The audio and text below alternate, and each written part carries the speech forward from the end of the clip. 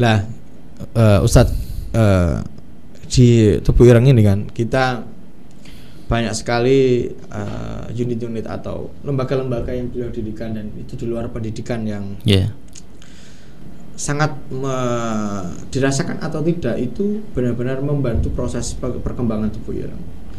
Jenengan juga tahu sendiri, jenengan ada di pusat kajian dan banyak hal. Lah kira-kira pada saat itu apa yang melatar belakangi beliau harus membuat itu?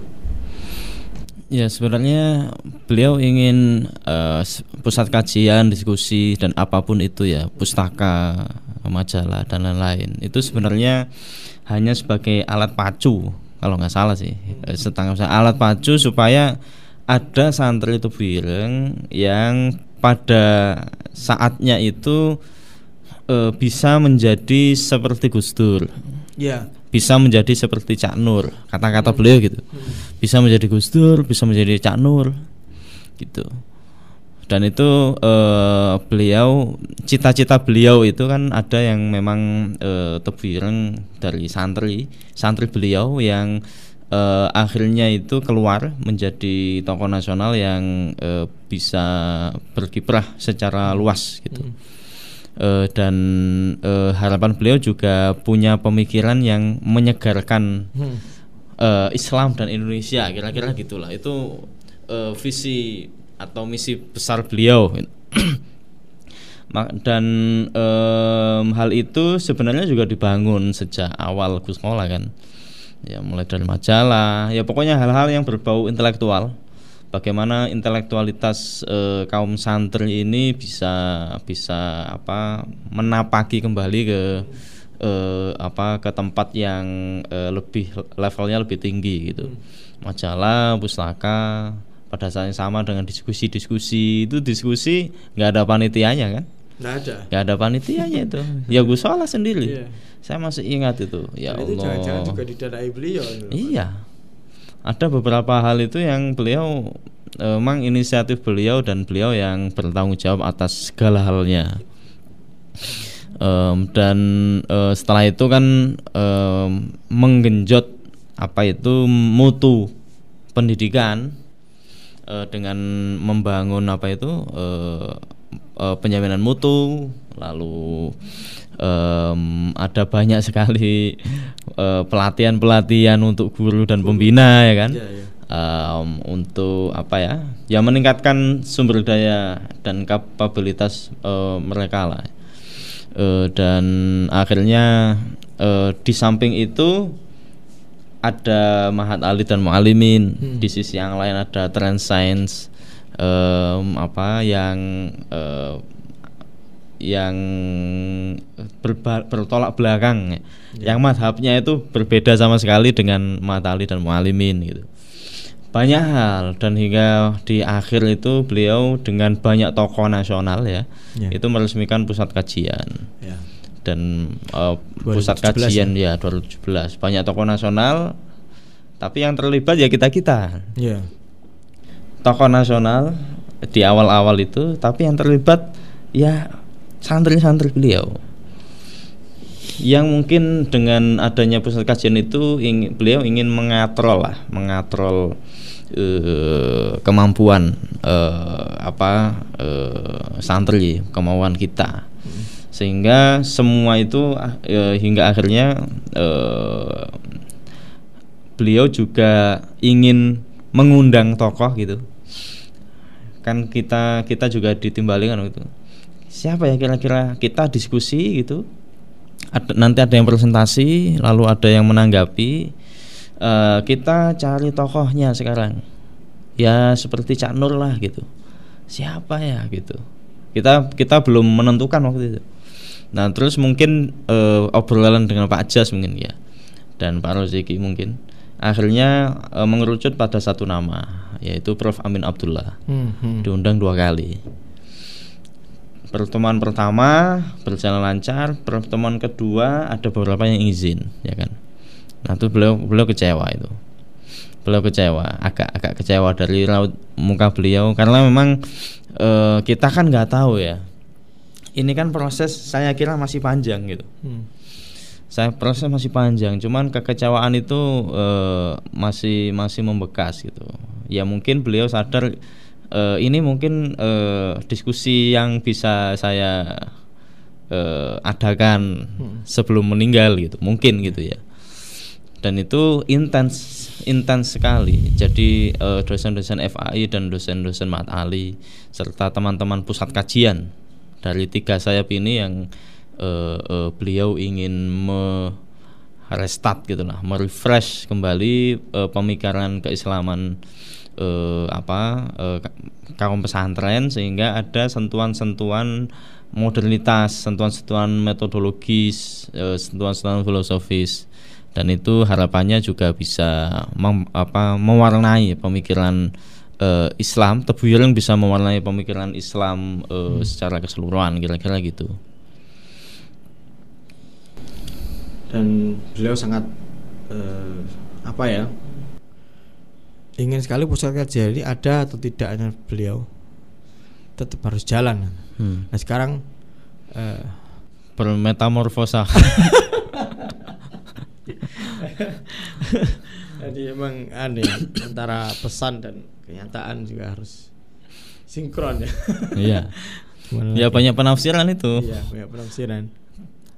Ketuanya Pak Ruzikan ini tetap jalan ini. Tetap jalan, cuman pada pos yang berbeda gitu. Iya. Nah, ini nanti kan ada raker, ya kan. Nah, coba nanti gimana keputusan para pimpinan gitu ya. Para pimpinan. Tapi yang jelas kita never ending stop gitu. Iya. Kita semuanya bergerak. Dan beliau itu sebenarnya juga mendorong teman-teman Mahat Ali dan santri yang lain itu untuk meningkatkan kapabilitas. Beliau senang sekali ketika 4 orang dosen dari Mahat Ali itu dapat bantuan S3. Saya nggak tahu kalau beliau tahu. Saya nggak tahu kalau beliau sampai tahu. Mungkin ada komunikasi dengan Yai Hanan ya. Tapi saya itu dikasih tahu Pak Amin. Saya dikasih tahu Pak Amin Zen gitu. Yeah. Gusola kata Gusola mau dapat beasiswa. Oh iya saja. Iya. Dan beliau sangat antusias. Artinya beliau juga berbangga kepada Prof. Amin Abdullah. Ada kader satu lagi yang sedang menempuh S3 di Leiden, Pak As'ad. Itu beliau berbangga atas capaian itu. Artinya semua lini itu beliau coba untuk jajaki. Dan ketika ada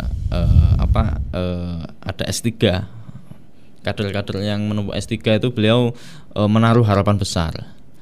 Dan beliau pantau sampai sambatan. Beliau sambatan pada satu forum itu pas bareng dengan Prof. Amin Abdullah itu beliau sambatan ke Prof. Amin.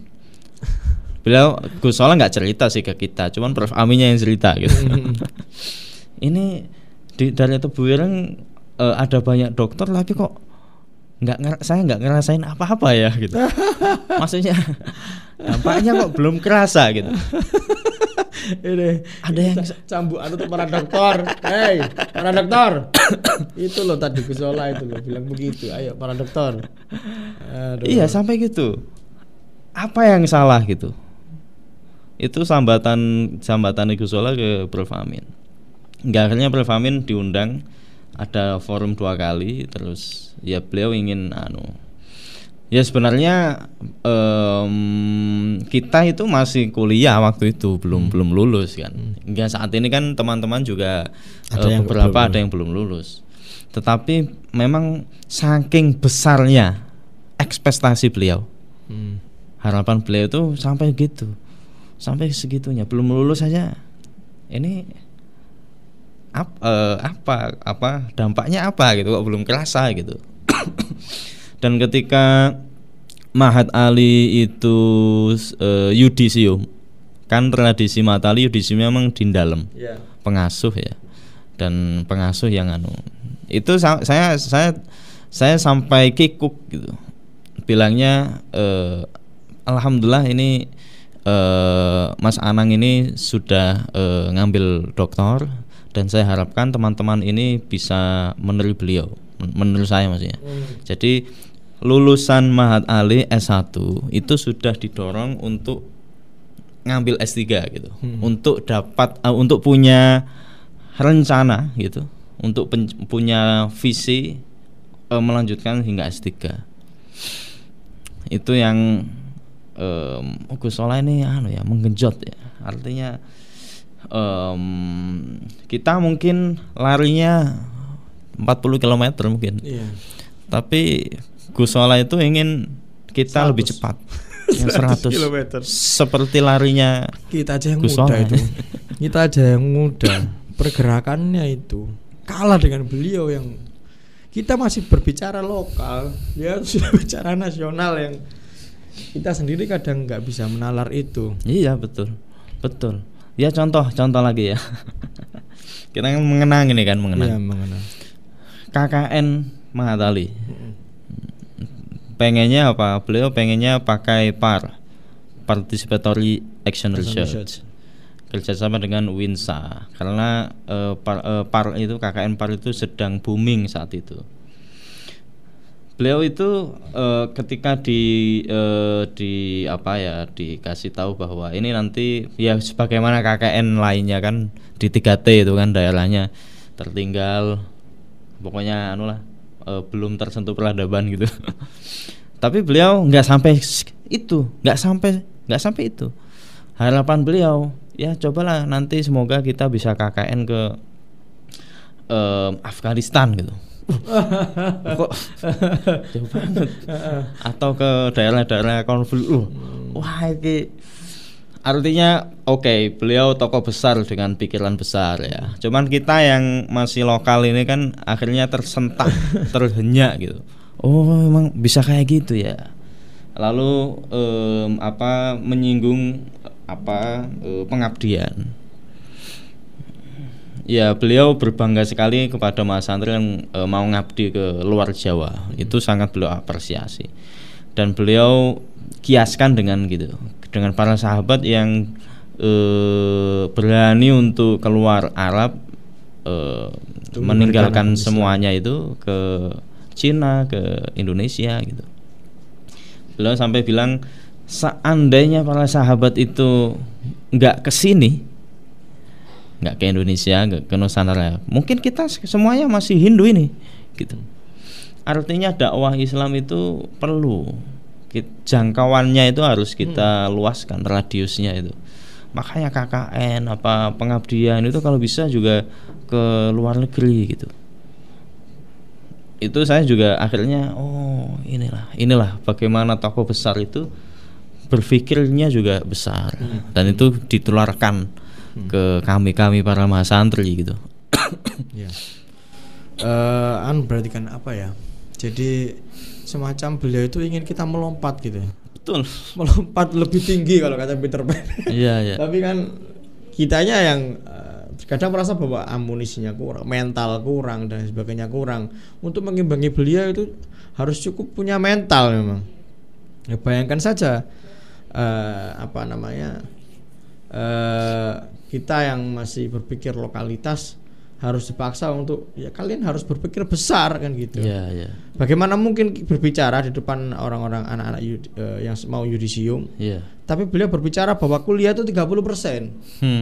Sedangkan pengalaman itu lebih daripada itu. Ya kan? Maka beliau kemudian ada pengabdian, ada diklat dan sebagainya. Itu kan untuk melengkapi 70% yang hanya yang belum diberikan oleh kampus perkuliahan secara akademik, pendidikan formal yang 30% tadi itu. Iya. Diklat, keberadaan diklat itu juga sebenarnya harapan besar ada kepada beliau gitu.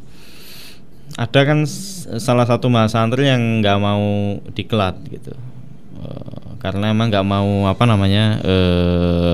tidak mau berat untuk ngabdi gitu. Mengetahui hal itu Gus Solah ya sebenarnya nggak apa-apa lah, sampean nggak ingin ngabdi juga nggak apa-apa, tapi ikut aja diklat, karena diklat ini sangat bermanfaat untuk sampean gitu. Tidak hanya untuk diklat saja, tapi tidak hanya untuk kepentingan pengabdian saja, tetapi ini akan bermanfaat untuk diri sampean sendiri di masa depan gitu. Jadi mengabaikan, kan diklat ini kan disuruh untuk jadi pembina gitu, untuk pengurus, untuk aktif di majalah segala macam, di pustaka. Tapi sasaran beliau itu nggak hanya sependek itu gitu. Jadi jarak pandang beliau itu nggak pendek, tapi emang yang diproyeksikan beliau itu ini akan berguna untuk masa depan, untuk hidup secara keseluruhan gitu. Dan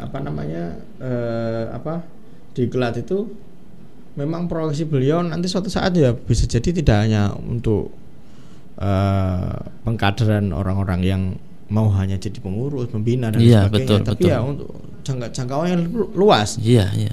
Terbukti ketika akhir-akhir beliau kemudian mengundang Pak Nasikin datang ke sini untuk mengembangkan diklat itu. Kok dilalanya Pak Nasikinnya sekarang nyusul gitu kan, belum terrealisasi pandemi. Pak Nasikinnya nyusul, dua sahabat yang sekarang mungkin sudah bertemu, say hello di sana kan gitu. Dan coba untuk mereka berdua, beliau-beliau itu mungkin ngobrol kan bersama, mengevaluasi kita. Mengapi ya Rara gitu. Iya anak-anak ini sudah terrealisasi belum? Waduh gitu. Itu ya teman-teman sekelumit tentang bagaimana kita mengenang Gus Solah ya, sosok yang sangat luar biasa yang tidak segan-segan mengeluarkan harta pribadi untuk kepentingan yang lebih luas. Saya beberapa kali ditampar segempok uang. Dalam arti ditampar segempok uang itu dalam arti ditunjukkan beberapa uang secara langsung, dalam arti pengasuh langsung memberikan uang kepada santrinya untuk dipakai untuk kegiatan-kegiatan yang harusnya itu tercover oleh pesantren. Ya kan? Harusnya tercover oleh pesantren, bukan tanggung jawab pengasuh. Ini acara pesantren kan? Ini acara pesantren. Misalkan acara dari literasi misalkan. Kita pernah diminta untuk mengadakan acara biar literasi pada saat itu. Kita mengadakan, tapi jujur saja waktu itu kita nggak punya uang. Kemudian kita sowan ke Yai Solah dan sebagainya, gini butuh uang. Ini diambilkan dari saku beliau, amplopan. Saya kira itu kayaknya bisa roh. Amplopan gitu kan, amplopan, dan masih benar-benar saya gelan amplop itu, dibuka sama beliau, diambil semuanya. Ini buat acara, ini nanti buat teman-teman, bagi teman-teman. Jadi dipisahkan mana yang buat acara dan mana yang buat teman-teman. Artinya buat kita secara pribadi. Dan itu sangat luar biasa. Pernah juga saya waktu itu sama teman saya Sigit ya, diminta untuk mengurus halakoh khito NU 1996 yang nggak tahu sekarang ini nasibnya kayak gimana ya setelah beliau meninggal. Jadi kita diminta untuk mengerjakan sesuatu, tapi beliau itu tidak mau santri yang diminta mengerjakan sesuatu itu nggak punya amunisi, nggak punya sesuatu yang jadi bekal, bekal secara fisik. Kita diminta untuk ke sana, ke daerah sana, ke pondok sana, ketemu tokoh sana, ketemu tokoh sana. Beliau itu nyangoni ngasih saku, ini buat kalian perjalanan, buat ini pesen tiket kereta, buat sakunya kalian. Kadang kita itu lebih, itu nggak dikembalikan, nggak boleh, sudah buat kalian gitu. Jadi itu sangat luar biasa pengasuh yang tentunya sudah lillahi ta'ala, pendapatan juga nggak mungkin dari pesantren, ya kan? Berapa sih? Tapi masih maunya gitu, ngasih santrinya untuk kegiatan-kegiatan pengembangan di pesantren. Seharusnya itu bisa di cover oleh pesantren. Itu sangat luar biasa sekali. Saya kira untuk sesi pertama kita cukup, kita coba ke sesi kedua karena sudah lama sekali ini kita bicara. Nanti kita sesi kedua masih kita bicara soal Gus Solah yang sangat luar biasa. Nanti kita akan kembali dengan tema yang lebih wow ya tentang Gus Solah. Oke, terima kasih semuanya. Sekali lagi kita ini adalah edisi mengenang Gus Solah dan Semoga kita semuanya terhitung sebagai santri beliau yang nanti dikatrol beliau di surga gitu ya. Amin amin. Amin. Oke, assalamualaikum warahmatullahi wabarakatuh.